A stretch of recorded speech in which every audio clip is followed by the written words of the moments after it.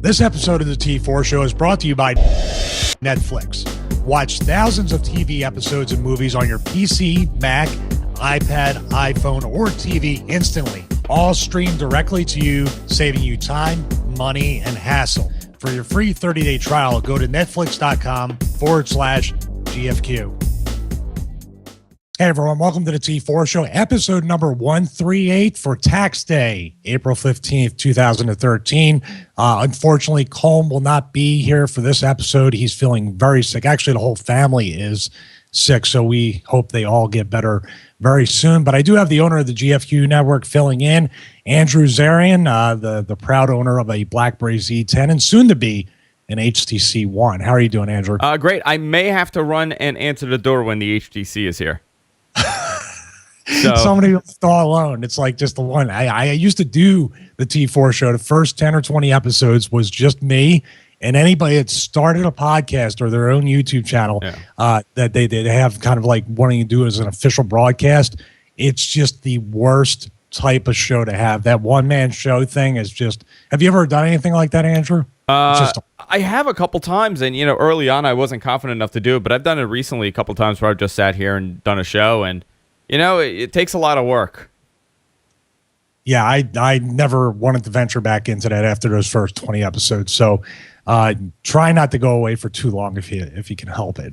Yeah. So I'll be quick, I promise. Yeah, please be quick. Be very quick. Go to hell in a handbasket by the time you get back. So this is episode number 138. And yesterday, Andrew, I posted an update. It was technically supposed to be a day 15 because I did day 1 on the Straight Talk experiment. I didn't activate my phone until about 6 days after I did that video. But I just gave an update yesterday, and I'm pleasantly surprised that Straight Talk is still working very well. I shouldn't be so surprised because my girlfriend has Straight Talk. She gets great voice coverage. Her data speeds are fine for her, and they're actually fine for me right now on the devices I'm using. And I become more and more tempted to make that leap over into the prepaid universe. So I have to say I'm still pleasantly surprised by how it's working, and I may actually be this time next month a Straight Talk customer. Michael, let me ask you, what are the cons of going to a prepaid service? What don't you like about it? Because it does for whatever reason in the U.S., and I don't know about the U.K., because I know in Europe they do a lot of prepaid stuff. But in the U.S., it's always had this negative stigma attached to it, which I can't understand why. Well, it used to be just like, obviously it had the stigma of the drug dealers and the people that were illegally using it for illegal means. So it was like a burner phone. That's what prepaid was originally. Yeah. If you ever heard the term burner phone, that's why people would use prepaid phones like the original track phone. And they were really just relegated to 7-Elevens and convenience stores. They were really never in the big box retail stores like Best Buy or available on the same level. Plus the coverage, from what I heard, was very, spotty and just like for one little area, but not nationwide. Right now, I think the biggest con, what I see, Straight Talk and Net10 and other ones, they have very limited amount of data. Mm-hmm. Now, on the flip side, AT&T does throttle you after 2 to 3 gigs of data per month, which I hit every single month. But Straight Talk used to, in their terms of service, say they can cut you off at any time if you exceed a certain amount of gigabytes per month. Now I've heard they do not cut that off. They throttle you down to 2G or Edge. But that's the same thing that T-Mobile does now with their uncarrier plans. And now I'm getting those kind of speeds on the iPhone maybe 15 to 20 days into my month. So that's the only cons that I can see right there. Besides the roaming, I think there's roaming agreements that the MVNOs do not have that the AT&Ts and Verizons and T-Mobiles have to give you a little bit better coverage. See, I never even come near what my, I think I have a 6 gig package because I share it with Verizon. It's my father, my wife, and myself. We share 3 cell phones on there. And on my phone, if I go over 700 megs, that's a busy month for me. I've made sure wherever I go, I'm always on Wi-Fi because my biggest fear is to kind of hit that cap. And I've been using it a little more with tethering. I was in the city. I was sitting in Starbucks. and I couldn't use their Wi-Fi, so I was using my 4G, and I was so worried that I was going to go over it because I was, listening to a podcast.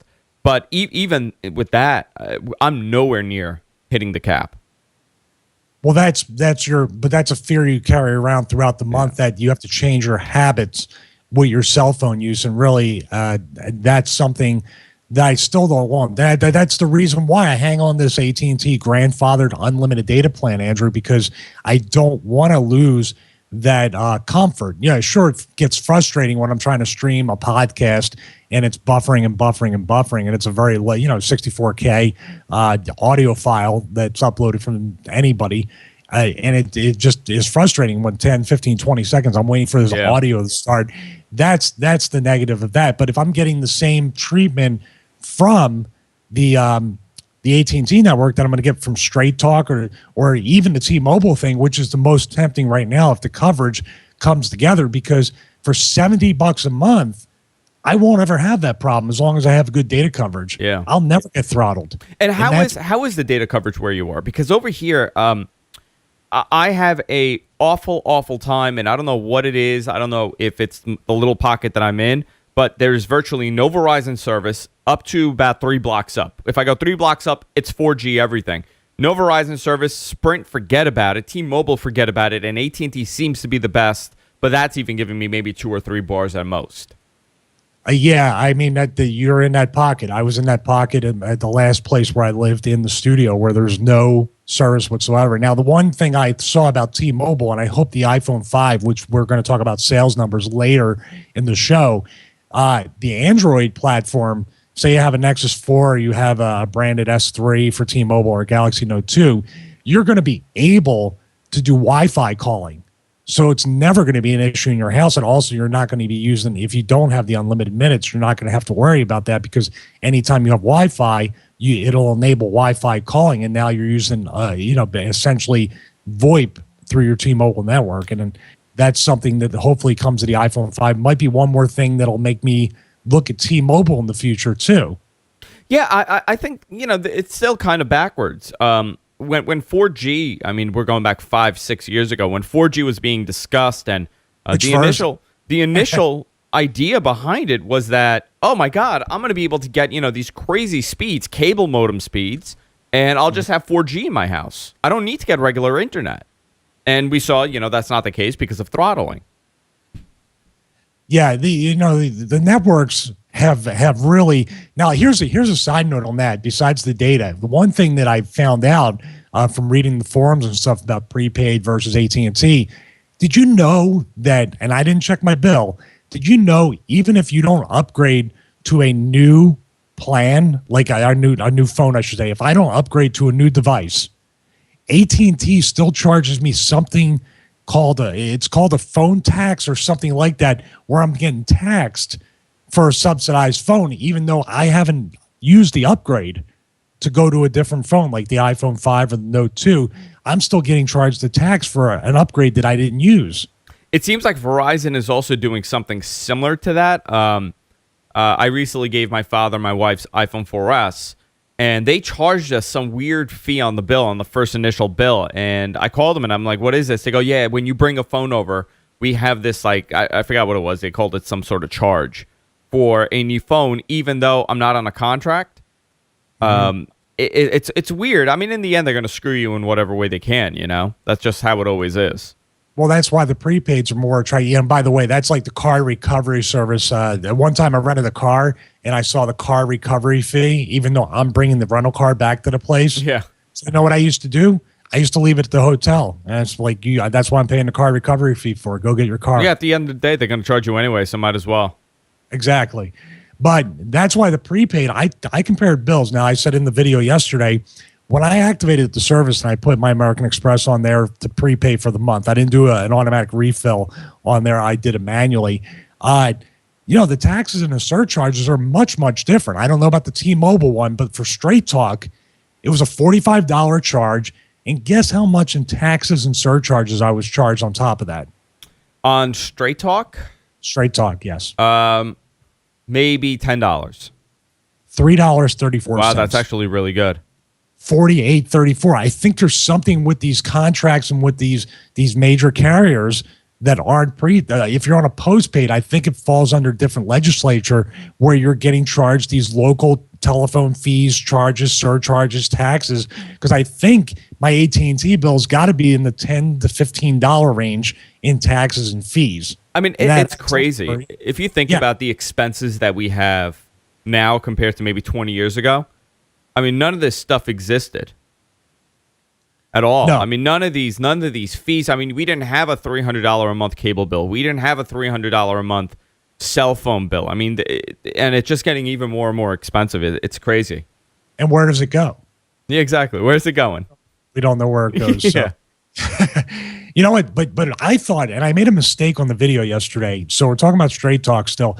I believed that it was only GSM, only AT&T, which I'm using on the Nexus 4, and a T-Mobile SIM. To my pleasant surprise, and maybe to your family too, since she's talking about Verizon and stuff, if you go to that site that I put in the show notes, Straight Talk BYOP, so bring your own phone, that's short for that, straighttalkbyop.com. So to check that out, because you can now bring a phone not only from a GSM network, but you can bring it from Verizon or Sprint as well. So a CDMA phone can also work off the Straight Talk network. As a matter of fact, the iPhone 5 for Straight Talk, the official Straight Talk iPhone 5, works off the Verizon network. So it's the unlocked phone. It's an unlocked GSM phone that has CDMA as well. So I think this is great. So the people that think, well, I'm on Sprint and it stinks. My buddy Luke was just complaining about it on Facebook, and I discovered that he could bring his Galaxy S2 over to Straight Talk, get it activated, and save himself about $55 a month. But it's only Sprint CDMA, not Verizon, right? I didn't check that. I thought it was just CDMA. I don't know if Verizon will do it. If it's Sprint, that's an even better reason to switch over to Straight Talk. I don't know. The iPhone 5 is Verizon's. It does run off Verizon's network. So okay. I don't know. Okay. I want to look into that because all these CDMA providers that I've seen that you could bring your own phone, they seem to only be Sprint. Like Virgin and those other ones. Yeah. They only do Sprint. I haven't seen anybody doing Verizon. I could be wrong. Maybe I missed it. I hope I hope it is Verizon, but you're probably right on that. So, but check into it. Go to straighttalkbyop.com. If you have a CDMA phone, maybe you'll be pleasantly surprised if you're on Verizon that you can save quite a bit of money. Now, I don't know about roaming agreements or coverage even with that. I know that Straight Talk does not roam. It just uses straight to AT&T and T-Mobile's digital towers. So you may not get as much coverage when you go to rural areas, but I don't think it's going to be that much of a difference. Oh, interesting. I mean, I think about it all the time about possibly switching over and going to a prepaid, and I haven't been able to pull the plug. Yeah, I'm still considering, before we go to the Z10 thing, the one last thing I'm still considering, if the chat room or anybody commented on the video or on the post at GFQ website, I'm still considering going with the front-facing Google Voice number, which is my cell number now, so that way I can really move around prepaid services using Google Voice and not have to worry about constantly giving out a new number all the time or doing anything like that. I think that's a great idea, Michael, and I'll tell you why. I've recently, we do a lot of work and I have a lot of meetings and I give out a lot of business cards, and I get calls now all the time from people that I have met over, let's say, the weekend that I really, they ask me for my card and they'll call me and it's work stuff, but I have no way of telling, they're calling my cell phone. So I'll just pick up anyway, even if it's a weekend, if I'm at dinner or whatever, because I'm thinking they're looking for me. I have Google Voice and I have not used it at all. I just use it for my voicemails, and I'm actually thinking about setting up different, categories, between the hours of this and this. If it calls my Google Voice number, it goes to voicemail, or if it goes to, it'll go to me, or it'll just, it'll let me decide if I want to answer it. And that's a great thing about Google Voice. You have all these options where you don't necessarily have to pick up to see who it is. You could actually have them announce who they are before you pick up. Yeah, it's smarter than a lot of people, and it's got a lot of layers to it too, because you can also have specified greetings. From what I understand, the last time I looked at Google Voice, if you have GFQ network contacts, you can make it, or actually if you just want to greet a person like your wife, you can have a personalized greeting just for her when she calls from a specific number. Yeah. So it's really smart and it's really free. And I don't think, like Colm said, he's so scared that it's going to go the way of Google Reader. There's no way. It's getting a lot more. Listen, Google Reader was around for 10 years, you know. Plus, I mean, Google Reader was there from, I guess, the inception of Google. So early on, it existed. If Google Voice lasts for about 10 years, you know what? I think I got a good 10 years out of it for free service. Yeah, and then you could switch over to even a service if you really wanted to pay to a service like Ring Central or something like that and get the same functionality. And yeah, you got to pay $20 a month, but you got it. You got that call forwarding and VoIP service, and that's your front-facing number now, forwarding to all your mobile review devices and everything. So, yeah, I think I edge closer and closer to that point. Now it's a matter of finding out which phone I'm going to end up using full time as my daily driver. That's when you said it last week, I started looking into my Google Voice, and I was like, why am I not doing what Michael's saying? Like, why haven't I done this yet? It's such a good idea, and I encounter this problem all the time where it's people calling. And it's for work. It's work stuff. And it's like the weekend. I'm at a family member's house or something. I'm at dinner, and I'll pick up, and I end up getting stuck, talking for like 15 minutes. It would be great if I know every number going to this number is my work number, and it could handle it in a different way. Yeah. Let's try to figure it out together, and then maybe we can give each other some tips. So that would be good. All right. So speaking of phones, we talked about which device I'm thinking about going to next, possibly. Okay. The iPhone debuted on T-Mobile on April 12th, and the quote from the CEO, the chief marketing officer, Mike Sievert, said it was gangbusters. That today has been gangbusters for T-Mobile. We experienced lines out the door this morning in nearly all of our almost 3,000 stores nationwide. So. There's a few factors that go into this. Obviously, T-Mobile customers have been waiting for this. The uncarrier plans are getting very popular quickly. And also, there was a trade-in, Andrew, much like Gazelle or Newton's Head does, where you could bring your iPhone 4 or your 4S into T-Mobile and upgrade to a 5. Get a credit for that. It's up to $120, which I don't think is really that good for a 16 gig, because I could get over $200 for this. That's not really a great deal. Through T-Mobile, Newton's Head is the website. Newton's Head is my favorite. Yeah. That's all tech stuff. That's where I go to, and they give you great prices, great customer service. I prefer them over Gazelle. The customer service is way better. Colm told me all about it, and I checked it out. I think it was a pick of the week on Tech News Weekly a couple months ago when he was on, and I absolutely love the site. It actually gives you far a higher rate than what Gazelle does. Yeah, and Gazelle's customer service has been non-existent since they went mainstream and got advertising. Nothing against them. They just got really big, and you can't really get an answer out of them for anything. So I prefer Newton's Head. They're based out of Austin, Texas. But if you want to just go in and just get rid of your phone right on the spot, and you're willing to sacrifice maybe $75 or $80 for a 4S, it's a lot of money, and get $120 for it and account credit. It's not even cash. You're getting account credit. Then you can do it. But this iPhone 5 is very interesting because not getting the T-Mobile one, but getting the unlocked one, the newer version, Andrew, with the AWS frequency on it, then I could literally use it on any prepaid along with T-Mobile or AT&T because it's a truly unlocked phone with that, I think, 1900 megahertz frequency on it. And now I'm really opened up with this iPhone 5 if I potentially get it to go anywhere. I don't know if any other phone has that frequency. Do they? Which frequency is this? Well, we're talking about the AWS, the AWS 1900 megahertz, I think. I don't know. I don't know if anybody else is using that. It's a T-Mobile LTE spectrum or frequency on the spectrum, I should say. So this enables you to get faster speeds on the T-Mobile network. And then when they expand the LTE, the phone will be capable of LTE. So that's okay. The older ones are unlocked in certain ways, or there was a carrier update for certain models. But this newest model that came out of Apple supports that frequency. Well, they've been using AWS for a while with a 3G. They were using it with UMTS on their UMTS network. I remember that. But have we seen real time speeds as far as the speed on the iPhone 5 on T-Mobile compared to everything else? I think they're under a dozen cities right now, so it's not even like the LTE's expanded out. Let me see here. T-Mobile Yeah, I mean, they have an advantage. I mean, a lot of people like T-Mobile. They like it because it's far less expensive than all the other carriers, than AT&T, than Verizon, which are very expensive at this point. I think this is great for them, and this actually makes them competitive again. You know, people were worried they were going under. They wanted to offload them to AT&T, and now, you know, they seem to, now they got the iPhone. They have everything everybody else has.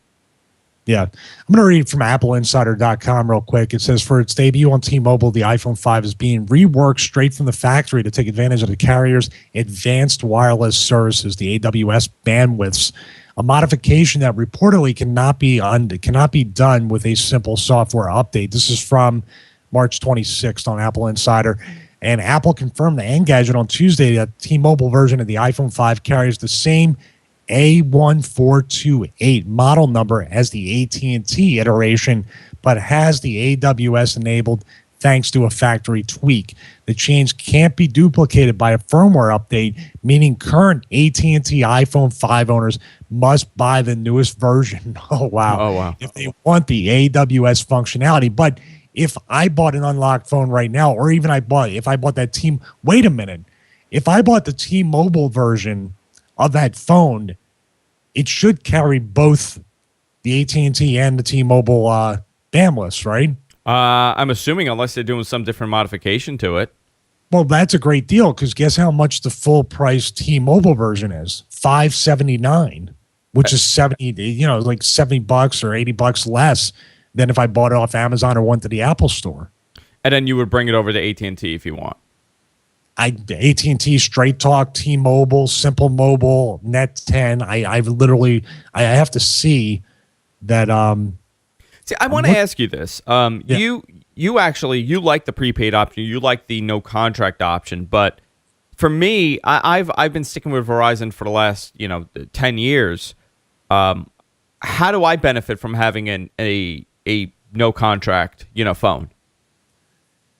How do you benefit from it? I'm just trying to come up with a concept where, how does it benefit me? Like I'm always under contract, so I don't know that concept of going and purchasing the phone and taking it. The number one thing would be cost of plan. Now, depending upon the device you buy and how long it would take to make the money back. But what I'm looking at right now is $100 bill on my AT&T service every month. So I'm looking at an instant discount of $55 per month. So if I bought the iPhone 5 right now, and I'll get $200 for this, so let's say call it $400. Okay, $400 even. I would have to make back. So basically, it would take me 8 months to get my money back on Straight Talk. It would take me a little bit longer to get it back on T-Mobile, but I'm getting those data speeds or potential data speeds, no throttling, no limits, no caps, no cutoff of service. And I don't have to worry. My bill's just going to be what it's going to be every month and hopefully not change. See, my issue with the cell phones are that they make this price up. There's no reason why the iPhone should be $600-$700 when an iPad is nowhere near that cost. For $499 you could buy an iPad. For $599 you could buy an iPhone. How do you compare the two as far as pricing goes? I look back to when I used to have to order those unlocked phones from Europe, and they were $500, $600, $700, $800. Remember those days? Yeah. So I think about that, and I think about the first iPhone, which didn't have anything. The first iPhone was great, but it didn't really have anything. It didn't even have 3G, and we were paying $600 and $700 for it, right? It's such a BS price. These things at most should be $300 unsubsidized. Apple's still getting people to buy it until something comes out. I mean, if Google was, that's why the Nexus 4 exists. If the Nexus 4 had an awesome camera, it would probably start beating the iPhone in some ways. You got it, right? You got the Nexus 4. I have it right here, yeah. How do you like it? I love the phone. I love it. Everything about the phone. It really made me recount what I said about, or actually take back what I said about pure vanilla Android over the TouchWiz. I prefer this, the way Jelly Bean works on this, how fast it is, how nice it is. I love the lock screen widgets right here. Let me bring it up. I'm a big fan of the vanilla Android experience over whatever Samsung does. I don't like the TouchWiz. I don't like the Sense UI that HTC puts on there. I don't like Blur. I just want the pure experience as it's intended to be. I agree. I agree. And the funny thing about this is that I got to tell you, man, I mean, the one thing that makes me want to go to Android more than anything, I was trying to figure it out. Is it the push Gmail? Is it this or that or anything? It's far and away Google Now. Google Now blows Siri away. Google Now is so eerily smart about everything that I do that, I mean, I know it invades my privacy. I'm not very comfortable with that. But to know when I start this up and I look at Google Now on the lock screen widget, by the way, and see what's going on or what I'm doing, what package is being delivered. I can track it, how far it is to work, how far it is to the gym, restaurants in the area or something like that. I actually went to a place called Falafel Bistro here in Parkland. And when I came back, for some reason, it said, hey, you're this far from Falafel Bistro. Yeah, and it's crazy. I didn't check in or do anything, man. It learns from your habits. Like on Wednesdays, I drive into the city because we do a show from the city, and it knows every Wednesday, this is the path I'm taking, this is the place I'm going. So it automatically assumes that it's work, and it tells me like, hey, listen, you got to go to work in 15 minutes. Here's the traffic. This is where the traffic is. Do you want an alternate route? Which is unbelievable if you think about it, because I never told it, I'm going here or I'm going there. It automatically knows packages. It knows based on my Gmail if I have a package coming to my house. It's so smart. But you're right. It's eerily smart. Yeah. We just got a text from Colm. Hopefully he's feeling better. But he felt good enough to text us 2 words, Andrew. Poor baby. What is it? Facebook Home. I know we forgot to talk about it because I don't really think too much of it. I don't live in Facebook, and I don't care too much. It's an overlay. It's an overlay that actually takes the functionality away from my Nexus 4, away from my Note 2, and I don't feel like it does anything. Yeah, I had a chance to play around with it over the weekend. I did the hack to get it to work on the phone, and I had it on for about 30 minutes, and I was like, okay, well, this is pretty cool. Okay, now I'm done. What do I do now? And I took it right off. I mean, you're going to end up, I mean, you're liking things, you're commenting on things, and that's about it. And you're having chat messages with people. I mean, I could see them developing it a little bit further where they kind of take over the UI and all your messages go through one thing. So maybe all your messages, like your phone messages, go through Facebook chat. But it's kind of redundant considering what Google's going to be doing with Google Babel, where everything is going to be unified into one chat. So now you're splitting everything up again. And they stole it straight from Windows Phone 8. I mean, you were talking about that with Paul, What the Tech. I agree. Once I saw it, I go, this is Windows Phone 8. Yeah. It looked just like it. It had the same kind of, the way the Ken Burns effect or whatever is that worked on the photos and stuff like that. What do you see next for them? Because obviously they're going to further develop this. This is just a 1.0, software update. Where do you see them going with, let's say over the next year with this? Do you think, I mean, their next step logically would be they already have HTC on board to make hardware that directly relates to what they're trying to do, at least publicly. Their next step would make an entire Facebook OS. I mean, I can see people buying a phone that is entirely optimized for Facebook, works with Facebook. You take a picture, it automatically uploads to Facebook. Those kinds of things are the next step. I think they're trying to figure out a way to monetize and do more data mining with Facebook Home than they already do with Facebook. But Google gets in the way of that because think about it. If you look at the Google Play Store, it says it doesn't use any permissions, anything at all. It's just an overlay. Facebook does that anyway. But I think they're treading on very dangerous water trying to figure out a way to monetize Facebook Home in Android. Google may not want to put up with that. Well, I think what's going to happen with all these OEMs like HTC and Samsung and whoever, they're eventually going to say, we want to take the Amazon route with this. We want to do what they did. We want to take the core Android, whatever, the core software, and modify the UI to a point that it is no longer recognizable and it is no longer like every other phone on the market. Because right now, what separates my 2-year-old Galaxy Nexus with your Nexus 4?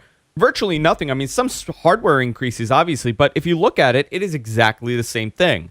That's not good for a company like HTC, which is kind of fallen behind, because if I'm going and purchasing a Samsung, Why am I going to buy an HTC when it's the same exact thing? I think this is great for HTC if they say, you know what, we're going to take a totally different thing. We are going to totally customize Android. It is going to be the Facebook layout. It's going to be the Facebook. If you buy an HTC phone, you're going to have the special Facebook experience.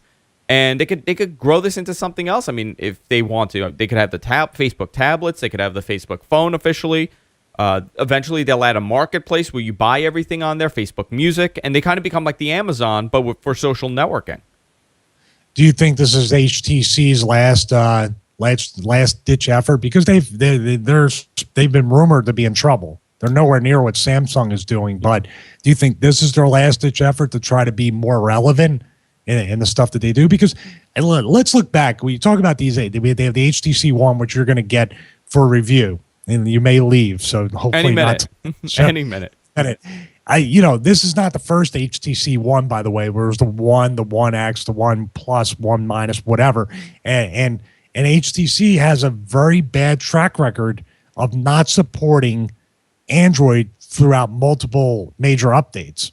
That's one of the things I'm afraid of. Samsung has gotten so much better about that. They have, updates, but HTC, it's like one and done. That's what I've observed, at least. I don't know if you agree. HTC is fascinating because they were really one of the first ones to kind of jump on board with this, and people praise their Sense UI, but somewhere over the last 3 years, they kind of fell back, and I think it's because they don't have the marketing and they don't have the muscle that Samsung does. Samsung really has taken over the Android marketplace, and it's kind of discouraging to a company like HTC, which makes decent hardware. They were great with their Sense UI, but I think they have to offer, all these Android manufacturers, like LG also, you have to offer something different than what everybody else is doing. So what can you do? Take the Amazon path to this and totally customize the UI, make it unrecognizable, and make it very unique for your user base, rather than I hold up a Samsung phone, you hold up an HTC, and you hold up an LG, and it's exactly the same. The thing about the iPhone is you cannot get that experience anywhere else. You cannot get the Windows 7, Windows Phone 8 experience anywhere else. It's a very small group of user base.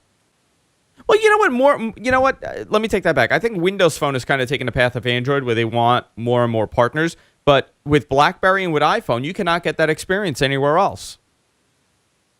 No, I would say so. I would say that's very true that way. Android's a little confusing to people. I mean, everybody I've talked to people that don't know the stuff we know, and all they know is I have a Droid. They still say Droid even on these phones. Yeah, I just have a Droid. I don't know what it is. It's just a Droid.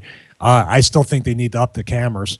That's why the Z10, when you were talking about that last week, that intrigued me, that the camera is right up there with the iPhone 4S. Speaking of which, I mean the iPhone 5. The iPhone 5S rumors, Andrew, more rumors coming. Basically, what we may have guessed, what Colmless guessed. I think we announced the new iPhone last week, didn't we? Didn't we break that? We spoke about it a little bit. No, Colm tried to get us on mainstream news and say we know where the new iPhone 5S. Yeah, we leaked some information. Yeah. So basically, an analyst says, I'd love to be one of these analysts, by the way. They make money just to make guesses. Isn't that the greatest job in the world? They just make stuff up. And people They're like a weatherman for tech. They're like the weather for tech. They can be wrong all the time, and they constantly get, this guy probably makes about a good $100,000 to $200,000 a year to sit there and go, yeah, I think the iPhone 5S is going to have a better camera in it. Yeah. Oh, wow. I got a $3,000 check for that. Yeah. Is that great? But it is. The rumors are it's going to have a larger camera, new fingerprint technology, and, of course, much to people's disappointment, the same screen size. I'm going to quote him. Strangely enough, the lower priced, and this is where it gets a little confusing, the lower priced iPhone is still being called the iPhone Mini. I don't know where you got that. However, the general consensus, albeit a few disagreed and expected a slightly smaller screen, was that this new device would actually have the same screen size, i.e. 4 inches, as the iPhone 5. However, the iPhone Mini will have a curved back casing made of colored plastic, will be thicker than the iPhone 5. We also learned that the pricing could be a bit higher, that our recently raised expectation reaching as high as $400. I don't know. They haven't given any megapixels on the camera. The fingerprint technology, while it's cool, I don't think Apple is ever going to be the first to do something that potentially buggy with fingerprint technology or eye technology or anything like that. I don't see them doing that. I mean, and I don't understand this quote. I read it, and now I don't understand what he's talking about. I don't know. Here's the thing about the iPhone. I think what they're going to do. I don't see them having a fingerprint technology. I don't see them raising the price for the iPhone. I cannot see them doing that at all because already $299 is it's $199. Yeah, $199, $299 is a pretty good entry level to get into it. But as far as a cheaper iPhone goes, $99 you put up a cheaper iPhone and you're able to support it rather than having last year's phone on the market. Now you have two phones. You have the regular iPhone and then you have the lower iPhone. I don't know who's going to buy the cheaper iPhone. Who's going to buy that? Well, I think if the 5S comes out and they make the $599, but they do the same exact thing they did for the 4, the 4S, the 5, and the coming 5S. Which, by the way, I hope they don't do that. I hope they go back to the because the 4S is fine, but I feel like these incremental upgrades where they're only going to give us two things and then we'll have to hold off another 6 to 8 months for the other two things that we really want. They can't keep doing that. That people don't have that kind of money. And if you do it once a year, that's fine because every other year there's somebody upgrading or renewing their contracts. Yeah. But if you're doing it every 6 to 8 months, you are kind of leaving people in a lurch, or you're leaving yourself in one where eventually these people are going to be tied up. The economy is not getting any better to spend $500 to $600. They've recently, that's why I have a 4S and not a 5. They did not do the early upgrade that they did for the 3GS, the 4, and the 4S. Remember that? You could, after a year, they'd give you a special upgrade. Yeah. To extend your contract. They don't have that perk anymore. So I don't know why they would do that. And I really wish they would go back to the 5 and the next one will be the 6 and they do that 1 year thing. But I doubt that's going to happen. I mean, if you look at the path that they've taken over the last a year and a half since Steve Jobs passed away, the company has shifted into a totally different direction. It's more now. More is better in the Apple in the Apple mentality. I think the first major change we saw to Apple's release cycle and the way that they price things was with the iPod Touch. They put out a new iPod Touch, Retina iPod Touch, but they still kept the old one on the market and they put this one at $100 more of a price point than it used to be. And that was the first break in what they're doing. The iPad, again, we've seen changes with the iPad. We still have the iPad 2 on the market. I think this is a big mistake. I think what they should do, have the same phone, have the same device, have the iPad Retina and the iPad non-Retina, and then you have the iPad Mini Retina, iPad Mini non-Retina. And with the phone, maybe you could do the same thing too with the phone. Have the same screen size, but Retina and non-Retina. One is a little cheaper than the other one, but you're still fitting the consistent, look and feel of the phone. They're not going to do that because they required now they're requiring every developer to make a Retina version. So what happens? Okay, so what happens with the iPad? Because right now they're still selling a 2-year-old, 2 generations behind device on the market. You could go into it's still a great tablet too. I don't know how I feel about that anymore. This is again, I have no proof of this. I honestly feel that Apple has slowed things down on the iPad 2 with their own applications. If I'm using an Apple application, I was just about to agree with you. You know why? Because I'm going from an iPad 2 to an iPad mini, which is essentially a scrunched down iPad 2, right? Sure. Same exact specs and everything. But guess what? I can run Siri on the mini. I can run apps faster on the mini because I tested it when I got the mini and was testing it between the iPad 2. You're absolutely right. I agree with you. There's something they're doing to optimize. They're holding back. That's what I'm talking about. They'll give us a couple of things. This 4S, I bet you when the 5S comes out, this thing will be virtually unusable.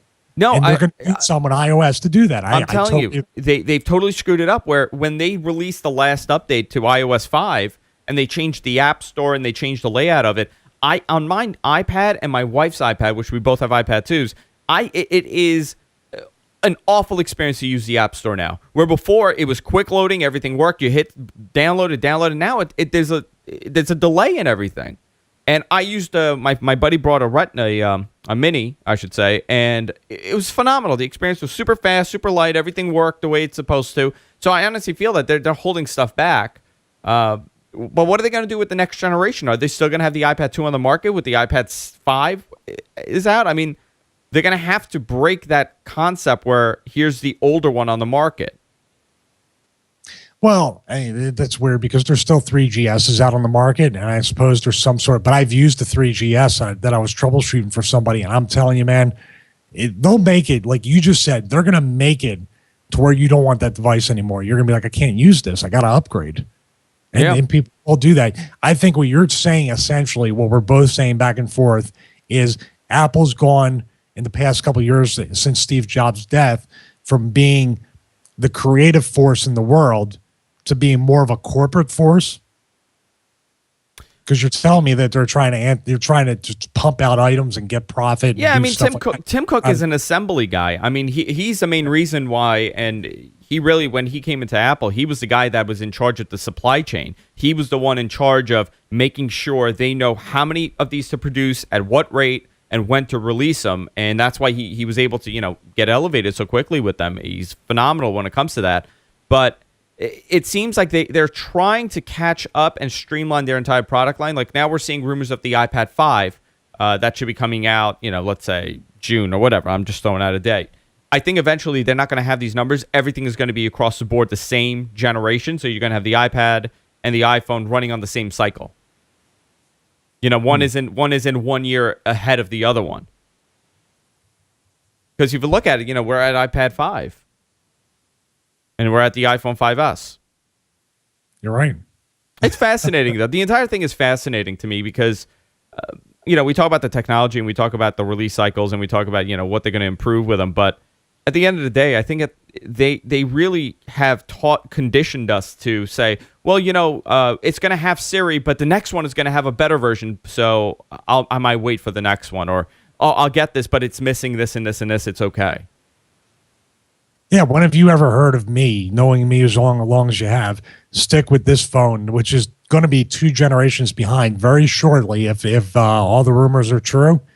I'm still on a 4S. I mean, it's part of my deal to get new products. I have a lineup of phones here that are fairly actually newer than the iPhone 4S, but I'm hanging on to this because this is proof that Apple has not really given me anything on the 5 to upgrade, and who knows on the 5S if they're going to give me anything besides, like you said, a de-optimized software.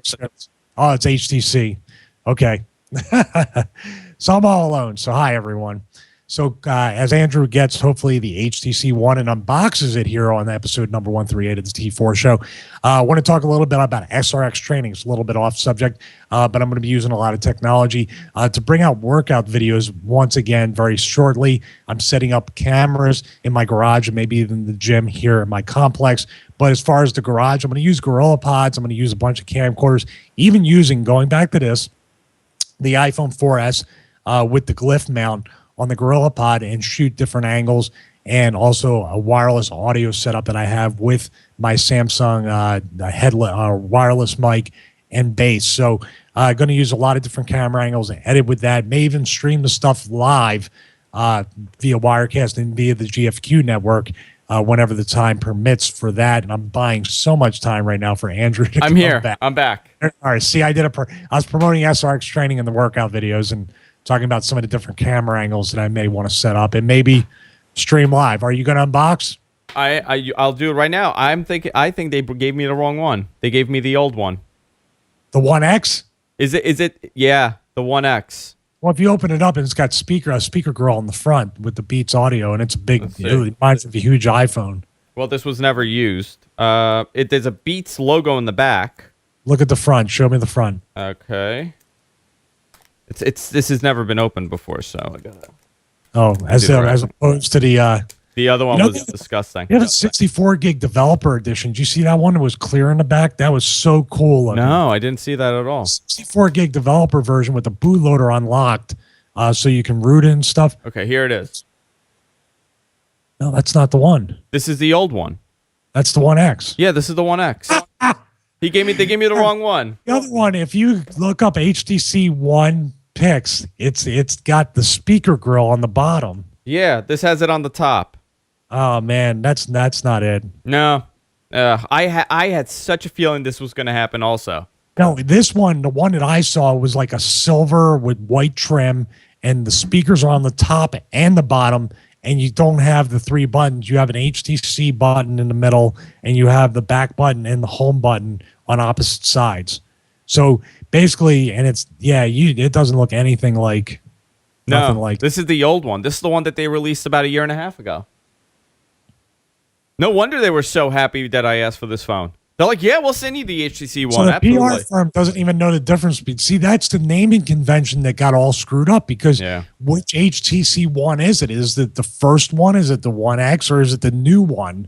I don't know why they went with that naming convention on that. So what are you going to do with it? Yeah, I think they're confused too because I'm looking back at the email and I asked for the new HTC One and they said, yeah, we have the HTC One. I'll send it right over. They sold those by mistake. I saw a lot of people on some of the Android forums and sites that had them in their hand a little early because the official release date is not until the 19th, right? Yeah. 16th or 19th, I think, but I'm pretty sure it's the 19th. So now, great. Now I got the old phone. It's like, now, you know what this is like? This is exactly like, and this is the exact experience I was going to say. It's like asking your parents, you're a kid and you ask for the iPod Touch and they get you the older one because it's still on the market. The worst Christmas ever. I'm so disappointed. I'm sorry. Did you send the Z10 back already? I did. I just gave it back to them. You should send them a torch and say, what's the difference? How's that? I think that's a great idea. I think that's a great idea. You know what I'm going to do? I'm just going to start putting my old phones in. Nobody would even look. They don't look in the box. That's a shame. You know what I have? I have an HTC Touch Pro, a Windows mobile phone. I'm going to put that in the box, and I'm going to see what they say. That's yeah. You said it. I thought you wanted. Yeah, we thought you wanted the HTC One phone. I put the one phone that was an whatever. Doesn't matter. So I had a couple more things on the notes, but I'm not going to hit those because I think they're going to take up a little bit of time doing that. But I have some great news, some surprising news. I have a new Netflix pick already. I thought I would stick with Batman Under the Red Hood, but I found something that debuted that took me away from that. I've been watching it all week. What did you start watching? Well, I have to do that, but first I have to do the lead in and say this episode of the T4 Show is brought to you by Netflix. You can go to netflix.com/GFQ and get a 30-day trial. And if you like all sorts of stuff, if you like the stuff for the adults or the kids, you can go and there's like a fork in the road, like Android, right, Andrew? Yeah. You can basically go and take the left fork into the adult section, not the adult section, but not the kids stuff. Colm is always in the adult section. It seems to be. If you ever look at his Air video, you'll know that. You go to the left, you go to the regular Netflix. You go to the right, you go to Netflix for kids. Now, that doesn't mean it's just for kids because my picks most of the time and all the stuff I watch is mostly animation-based or cartoon-based. They have a lot of great cartoons up there. And my pick this week is going to be the Justice League series. The entire 2 seasons is up there. And the reason why it's so cool, I haven't seen this with any other. It's probably frustrating you should watch it live. But if you do it on Netflix, it's so cool that I've never seen a cartoon series, Andrew, that had so many multi-part episodes to it. What do you mean? All right, so like I just watched Savage Time with Vandal Savage. It's 3 parts. It's basically like a mini movie. Most of them are 2-part episodes. Some of them are 3. So basically, it's kind of like a comic book. It actually goes in sequential order and you're watching and following the story. Now, like I said, if I was watching this on Cartoon Network and I was watching it as like to be continued, I'd be pissed because I'm like, oh man, I got to wait till next week. But now with Netflix, I can just go and on the Xbox, especially a cool little feature on Netflix on the Xbox is it automatically plays the next episode in about 20 or 30 seconds after the previous one's done. Oh, that's really cool. That is really cool. And the Apple TV doesn't do that. The Xbox 360 does that on the Netflix app. So, yeah, I watched that yesterday. The cats actually watched it with me, and they really did enjoy it. And that's my pick of the week. So very cool. That episode I put up, you can go to the Facebook, see the nightly cat picks. I put it's season 1, I think, episode 24, 25, 26. I'm not sure. But go to netflix.com/GFQ, get your free 30-day trial. And like we always say, for $8 a month to stream, Andrew, you're gonna end up subscribing. It's a no-brainer. Oh, it's amazing to use because you're getting so much content, and if you're not really into watching live programming, I don't know why you would have cable, because this gets everything done. Yeah, it's so good. Me and Colm have the problem where we could cut the cable, and I don't know if you have this issue. We could cut the cable and go strictly on demand, Netflix, Air Video, stuff like that. But for some reason, we've determined that women have to have some form of live television to exist. That's so fast. I just had this discussion with my wife. She's all for getting rid of it. I mean, she's like, yeah, I don't need it. Let's get rid of it. Until right. It's like, hey, oh, you mean the latest shows aren't on there? Oh no, we need to keep the cable. Mm-hmm. That's the only problem. I mean, even with Hulu, they have some stuff that's updated, but not everything. And obviously, the stuff that we're watching is never on there. So I never understood, and I wanted, and I'm not bashing Hulu Plus. Hulu, the standard Hulu is great. Actually, I prefer it. For some reason, Hulu Plus cuts out content and puts in more commercials. Have you noticed that? I subscribe to it for no. I've heard about that. Like SNL is cut down on there too. Like I was trying to look at SNL, and they actually cut certain episodes down a couple minutes. So what are you paying for then? Yeah, I know. That's the thing, isn't it? It's just a question. It might be rhetorical, but at least with Netflix, when I look and I get so excited, they also have Justice League Unlimited. They have the old G.I. Joe cartoons. They have a couple G.I. Joe animated movies. They really are adding stuff, and it's like the thing I wish Netflix would do eventually is really try to make it easier to find something that's not like auto recommended for you or because you watch this or that. I wish they would clean up the UI and let me be able to find, or like even just put in keywords that are constantly there because you search for, DC Comics. These are the new Dark Knight Returns movies, or it just seems like that's where the clunkiness sort of occurs. I have trouble finding what I want to find.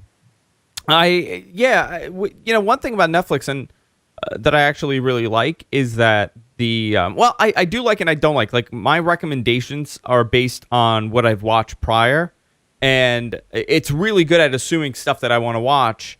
And I've been really picking up on new shows like that. But like, let's say my wife is watching something, and then it'll like be like, hey, you're recommended to watch, the how the Housewives of New Jersey was made. I'm just giving an example. So sometimes it's like, wait a minute, did I watch that? Oh no, I didn't.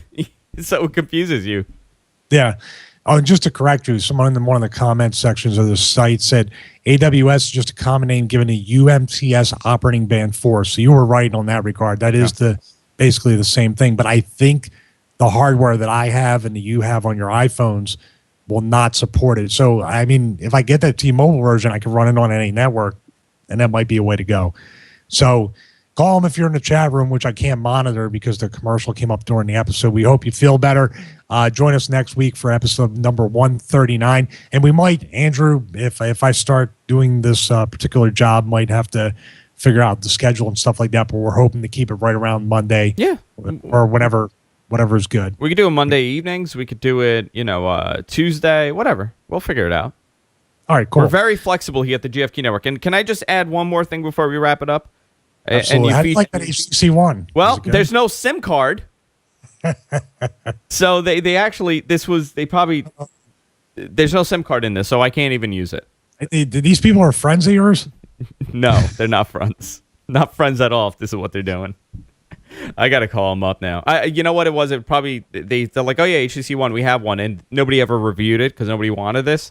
So they never even had a SIM card in it. This was an unopened box. I think that's your review right there on that phone. The fact that it's so old and it's a review device, a media device that's never been touched. Nobody ever wanted it. The display is nice. I like the shape too. I mean, it has a good feel. That's about it. But you can't tell it's never going to get Jelly Bean.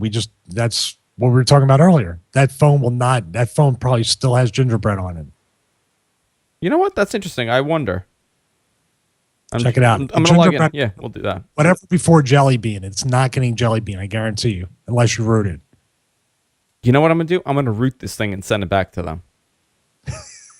Root it and put So annoyed. Root it and put WebOS on it. That's a great idea. That's great. I'm sure they're not watching, so they won't know. No, they don't. All right, so join us next week. Thank you for joining us for episode number 138. In all seriousness, Colm, please feel better. We miss you, and we'll see everybody next week. But for now, for everybody here at the T4 Show, thank you and best of luck in giving people 2-generation-old mobile device endeavors.